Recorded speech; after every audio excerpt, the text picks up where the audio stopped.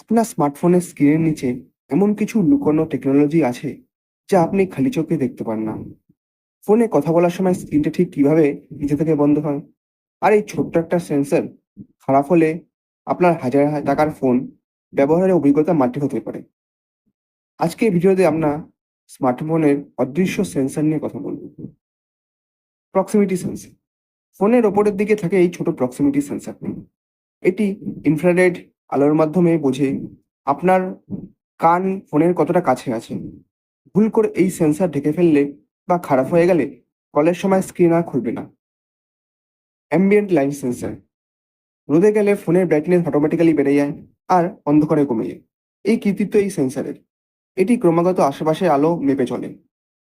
পরের বার যখন screen protector বা গ্লাস লাগাবেন, খেয়াল রাখবেন যেন এই সেন্সরগুলো ঢাকা না পড়ে। ভিডিওটা ভালো লাগলে একটা লাইক দিন আর বন্ধুদের সাথে শেয়ার করে দিতে ভুলবেন না। ধন্যবাদ।